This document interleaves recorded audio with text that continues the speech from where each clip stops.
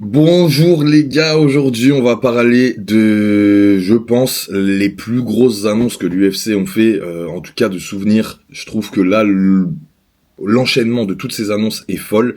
Et on va parler de toutes ces annonces une par une et des deux plus grosses importantes qui sont là, dont un title shot pour un Français, enfin une Française pour le coup, Manon Fiorot. Donc je suis extrêmement content, dans la vidéo précédente j'en parlais en plus.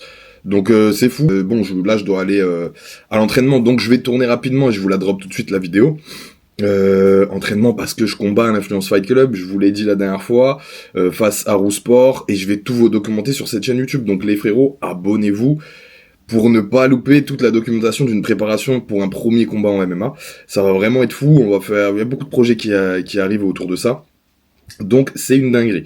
Ensuite, je vous demande déjà avant les gars, vraiment parce qu'il n'y a pas assez de likes sur les vidéos et c'est à chaque fois pareil, je les demande. Donc il faut au moins 10% de likes par rapport aux vues. C'est quelque chose qui moi me fait vraiment plaisir parce que ça va mettre en avant la vidéo, booster les abonnés et on a besoin de ce mouvement pour fonctionner quand on est un petit créateur actuellement. Les choses se déroulent bien en ce moment.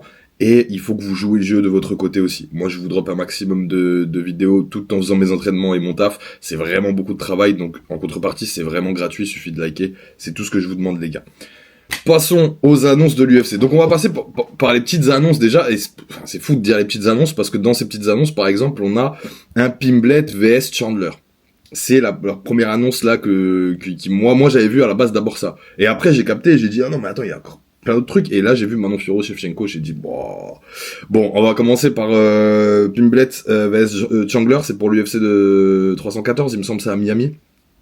Donc ouais, gros test pour Pimblet, c'est là où on va voir si au final c'est une fraude ou pas. Je pense que c'est vraiment ce combat qui va nous déterminer si c'est une fraude ou pas. Jusqu'ici il a pas encore affronté de combattants de ce calibre, donc j'espère que ça va être un gros fight. Je pense que ça va être un gros fight.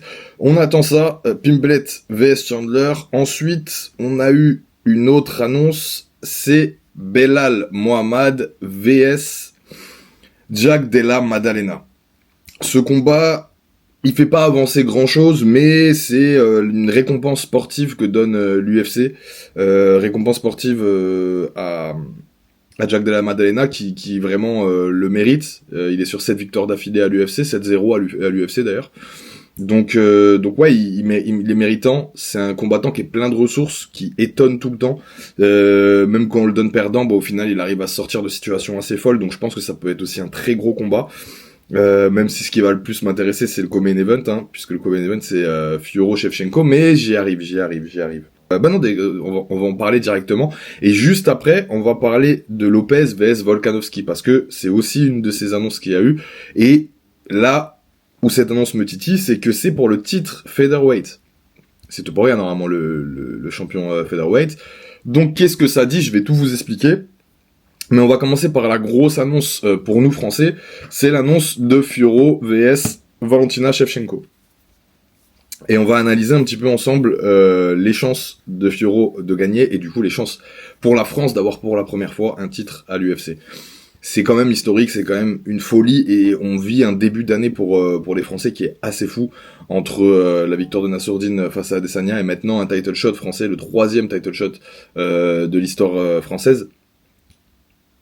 Valentina vs Fiorot, je vous le dis tout de suite, pour moi je vois Fiorot gagnante, et je ne fais pas de chauvinisme. Je pense vraiment très sincèrement que Fiorot va gagner. Je pense d'ailleurs même que Fiorot est largement favorite avec les bookmakers. On va voir, pour l'instant c'est pas encore sorti, mais vous allez voir qu'elle sera favorite.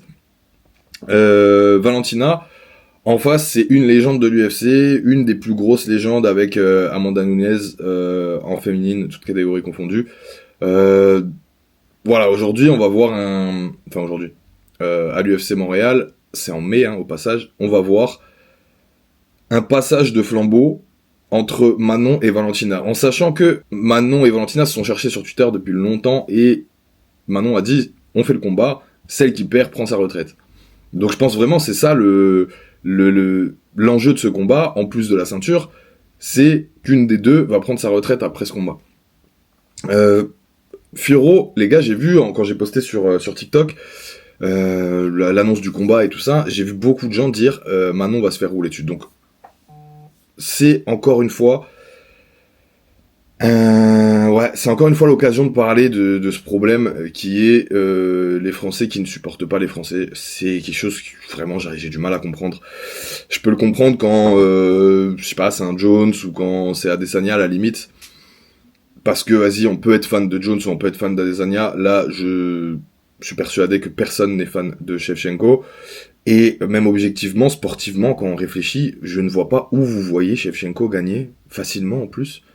Les gars, pour rappel, Manon Fiorot, c'est 7 victoires d'affilée à l'UFC, 7-0 à l'UFC, comme Della Maddalena d'ailleurs. Elle a roulé sur tout le monde, elle n'a eu aucune difficulté sur aucun des combats, même celle contre Kathleen Chookagian, enfin elle a changé de nom, mais même celle contre Kathleen où elle avait les croisés, en fait elle lui a roulé dessus, donc qu'est-ce que vous voulez, je comprends pas.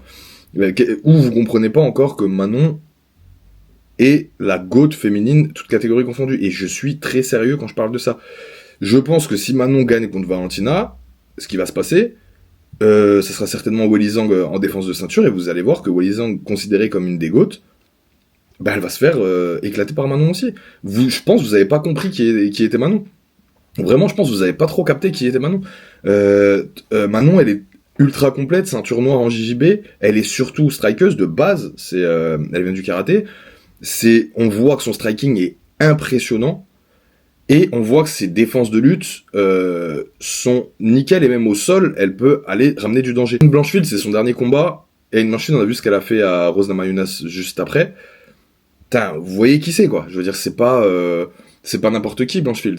Au sol, c'est vraiment quelqu'un. Elle a annihilé complètement Rose Namajunas. Elle n'a pas réussi à mettre au sol Manon Fiorot. Une seule fois, parce que Manon Fiorot a fait une erreur. Elle a été prise dans une clé de bras, elle a eu les positions exactes, elle a inversé comme il fallait, et après, tout le long du combat, elle a bloqué le jeu. Et puis, elle n'a pas pu installer sa lutte. Valentina, aujourd'hui, son game plan, je peux déjà vous le dire, ça va être le même que face à Grasso. Elle va pas vouloir striker avec Manon, à juste titre, et elle va tenter de lutter et maintenir ses positions au sol pour faire un combat très chiant, comme elle avait fait face à Grasso. Et ça va pas marcher, parce que tu ne vas pas mettre Fiorot au sol. Vraiment, peut-être une fois au premier round, et après, c'est fini. Tu ne la mettras plus au sol, et tu vas subir des jabs, des kicks, des 1-2 en ligne.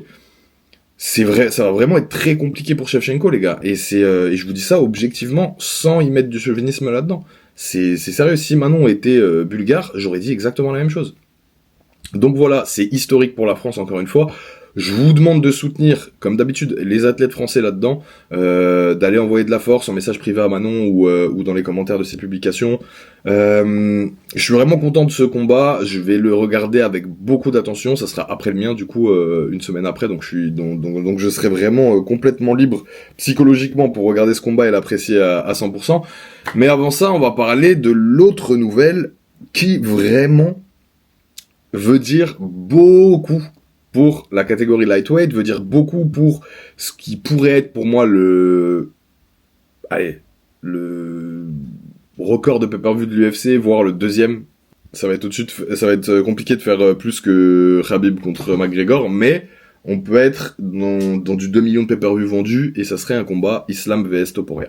Pourquoi j'y crois plus que jamais? C'est parce que là, il y a ce combat Volkanovski face à Diego Lopez, qui déjà va être un combat de fou malade. Mais donc, on a officiellement Topuria qui abandonne sa ceinture pour aller en lightweight. Je vois beaucoup de gens dire, ouais, mais Islam, il a dit qu'il ne voudrait pas, qu'il voudra pas combattre un nouveau featherweight, parce qu'il a déjà enchaîné des feathers et que il en peut plus. Et je comprends. Honnêtement, je comprends. C'est vrai que Islam a dit ça, mais c'est vrai que Islam, en fait, il décide pas. C'est l'UFC qui décide. Et ils nous l'ont prouvé à maintes et maintes reprises, que ce que tu dis, on s'en fout. C'est moi qui décide. Topuria veut monter, et Topuria, en plus, lui, avec son équipe, ils sont pas en train de demander de prendre Tsarukyan ou Oliveira. Hein. Avec son équipe, ils sont en train de demander d'aller directement à la ceinture sans faire de détour. Et donc pour moi, je pense que vraiment, le prochain fight qui va être annoncé, ça va être ça. Surtout que Dana White aussi a dit, je vous prépare quelque chose pour 2025, vous êtes pas prêts. Et je pense que c'était ça l'annonce, tu vois. Donc cette annonce, elle arrive, on laisse les gens un peu discuter, c'est la stratégie UFC, on les laisse débattre et faire du bruit sur des suppositions, sur ce que je fais d'ailleurs. Et ensuite, il y aura la grande annonce. Maintenant, Est-ce que ça va être facile pour Topuria? Parce que ça aussi, j'en vois. Mais c'est fou, en fait, les commentaires, pour moi, c'est toujours, c'est toujours intéressant à voir. C'est vraiment toujours fou. Donc, c'est pour ça, les gars, commentez cette vidéo aussi et dites-moi vos analyses. Parce que moi, je trouve ça dingue d'entendre des trucs des fois. Mais ouais, moi, j'ai entendu des mecs dire Topuria, il va laver les lightweights. Topuria, il va laver même les 77. Waouh. Non, non, c'est chaud. Non, franchement, c'est grave de dire ça. C'est très grave de dire ça. Déjà, Topuria, faut savoir que c'est un petit featherweight. Voilà, c'est un petit featherweight déjà sur la taille, déjà pour commencer. Après, il est quand même massif, il est très musculeux. Mais là, en lightweight, ça va être très différent. Je pense qu'il va se prendre un... Là, tu vois, il va combattre face à des Islam qui sont à 86 kilos limite jour du combat, tu vois, j'abuse un peu, mais 82 kilos, facile. Lui, il va être à 78 pendant le combat. Déjà là, il va avoir un gros écart. La lutte de Islam, je pense pas qu'avec un Gab comme Topuria, il va réussir à le stopper. Maintenant, il faudrait un Lucky Punch ou une patate magique là qu'il arrive à faire dès le début, ok. Mais sinon, ça va être compliqué. Même un Poirier, hein, tu vois, parce qu'il y en a aussi qui parlent d'un potentiel Poirier pour son dernier combat de sa carrière, mais quand tu vois le nombre de coups que prend Topuria dans un combat, je suis pas sûr qu'il arrive même à passer un Poirier. Je vous dis honnêtement, hein, c'est des combats qui sont vraiment difficiles pour lui. Les coups que tu prends en featherweight, c'est pas les mêmes que tu prends en lightweight. Et c'est encore moins les mêmes que tu prends en welter, tu vois. Donc, moi, je vois vraiment pas Topuria être dominant en 70. Je pense même qu'il y a un moment où il va redescendre en featherweight. Bon, après ça, c'est des suppositions où c'est un peu compliqué de prédire ce genre d'avenir, mais ouais, je pense vraiment qu'en lightweight, ça va être vraiment compliqué pour lui, et que s'il y a un combat face à Islam, ce qui va arriver selon moi, hein, selon mes...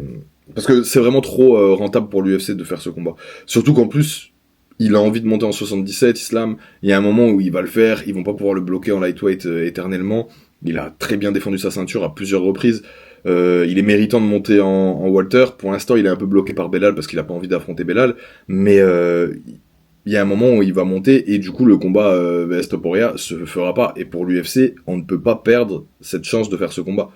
Ce combat, il est trop important pour l'UFC, businessment parlant. C'est le divertissement à l'état pur, c'est la vente de pay-per-view record que fera certainement l'UFC. Donc voilà, je pense que ce combat va se faire. Il y a tout intérêt à se faire. Et je suis content de toutes ces annonces personnellement. Vraiment, je suis hypé de fou. Vous dites-moi en commentaire ce que vous en pensez. Quel combat vous hype le plus? Ce que vous pensez en termes de pronostics. Mais vraiment, ça va être une dinguerie. On va vivre encore une très belle année 2025. Ça va être fou. Je vous renvoie d'ailleurs à ma vidéo où je dis trois champions français à l'UFC. C'est ma dernière vidéo juste avant. Est-ce que c'est possible? Et il y a des grandes chances que ça arrive. Donc pour les MMA français, c'est fou. Pour les MMA mondial, c'est encore plus dingue d'avoir un Topuria vs Islam. Donc ouais, beaucoup de bonnes nouvelles cette nuit. C'était un matin qui était vraiment agréable. Maintenant, je dois me préparer, les gars. Je vous rappelle que je fais le combat à l'Influence Fight Club, donc abonnez-vous, les frérots, vraiment. Pour rien louper de l'actu MMA, déjà, abonnez-vous. Et pour ne rien louper de mes préparations et de tout ce que je vous prépare, parce que croyez-moi, il y a du lourd. Il y a du lourd dans mon coin, il y a du lourd dans les sparring, il y a du lourd dans les trucs, dans les vidéos que je vais faire avec des combattants pro, connus, très connus. Donc vraiment, ça arrive. Les gars, il faut absolument vous abonner pour pas louper ce train. C'est une chose de fou qui est en train de se passer sur cette chaîne. Je dis pas ça au hasard, c'est vraiment une dinguerie ce qu'on est en train de faire. Vous serez parmi les premiers abonnés, donc allez-y les gars, rentrez dans ce train, ça va être une folie. Je vous remercie d'avoir regardé la vidéo jusqu'à la fin et je vous souhaite une bonne journée l'équipe. Ciao!